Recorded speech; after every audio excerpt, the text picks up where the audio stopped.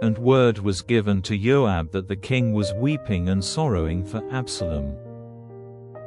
And the salvation of that day was changed to sorrow for all the people. For it was said to the people, "The king is in bitter grief for his son." And the people made their way back to the town quietly and secretly, as those who are shamed go secretly when they go in flight from the war. But the king, covering his face, gave a great cry, "O my son Absalom, O Absalom, my son, my son." And Joab came into the house to the king and said, "Today you have put to shame the faces of all your servants who even now have kept you and your sons and your daughters and your wives and all your women safe from death. For your haters, it seems, are dear to you, and your friends are hated. For you have made it clear that captains and servants are nothing to you. And now I see that if Absalom was living and we had all been dead today, it would have been right in your eyes. So get up now, and go out and say some kind words to your servants. For, by the Lord, I give you my oath, that if you do not go out, not one of them will keep with you tonight. And that will be worse for you than all the evil which has overtaken you from your earliest years." Then the king got up and took his seat near the town door. And word was given to all the people that the king was in the public place. And all the people came before the king. Now all the men of Israel had gone back in flight to their tents. And through all the tribes of Israel the people were having arguments, saying, "The king made us safe from the hands of those who were against us and made us free from the hands of the Philistines. And now he has gone in flight from the land, because of Absalom.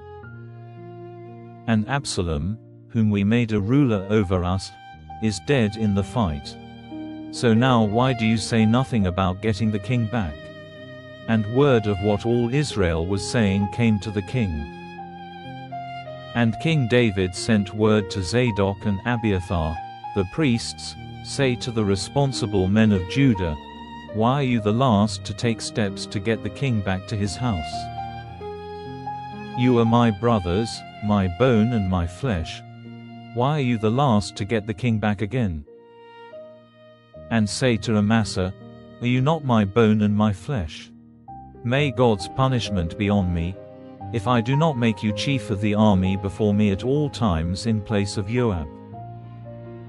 And the hearts of the men of Judah were moved like one man, so that they sent to the king, saying, "Come back, with all your servants."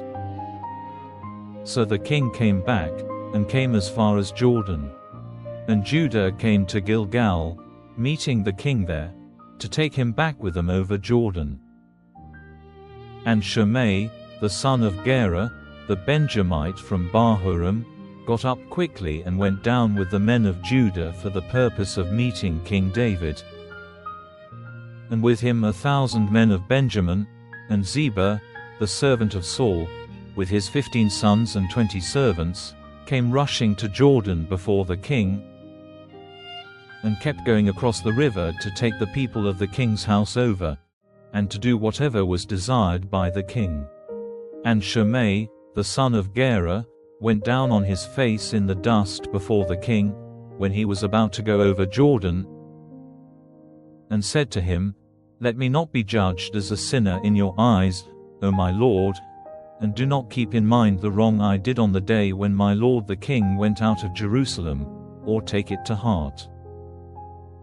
For your servant is conscious of his sin, and sir, as you see, I have come today, the first of all the sons of Joseph, for the purpose of meeting my lord the king." But Abishai, the son of Zeruiah, said, "Is not death the right fate for Shimei, because he has been cursing the one marked by the holy oil?"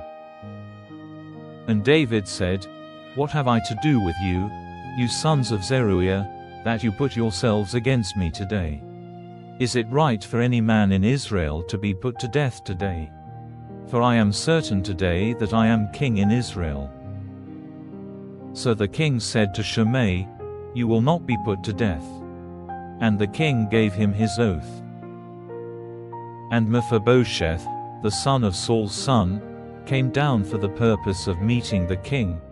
His feet had not been cared for, or his hair cut, or his clothing washed from the day when the king went away till the day when he came back in peace. Now when he had come from Jerusalem to see the king said to him, "Why did you not come with me, Mephibosheth?"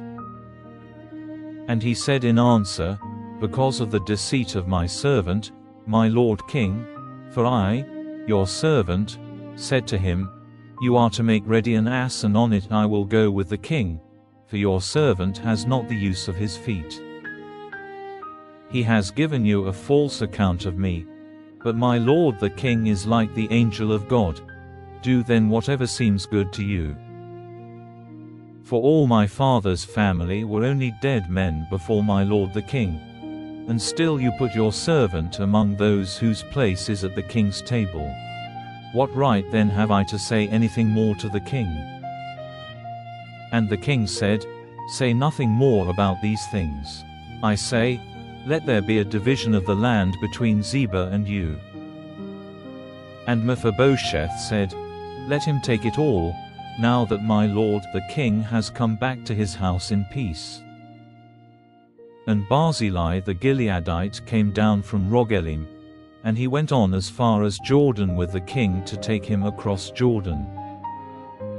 Now Barzillai was a very old man, as much as 80 years old, and he had given the king everything he had need of, while he was at Mahanaim, for he was a very great man. And the king said to Barzillai, "Come over with me, and I will take care of you in Jerusalem." And Barzillai said to the king, "How much of my life is still before me, for me to go up to Jerusalem with the king?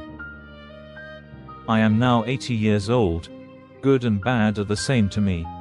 Have meat and drink any taste for me now?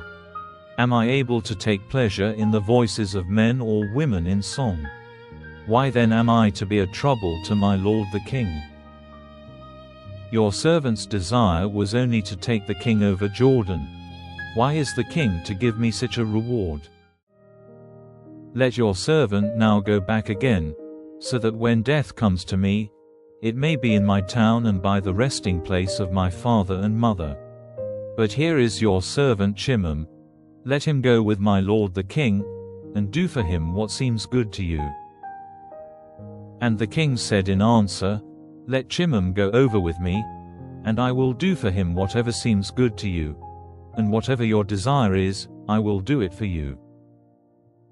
Then all the people went over Jordan, and the king went over, and the king gave Barzillai a kiss, with his blessing, and he went back to his place.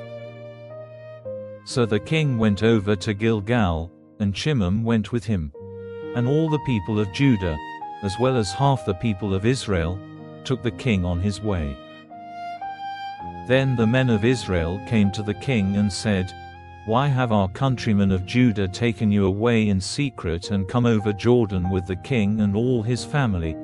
Because all his people are David's men." And all the men of Judah gave this answer to the men of Israel, "Because the king is our near relation. Why then are you angry about this? Have we taken any of the king's food, or has he given us any offering?"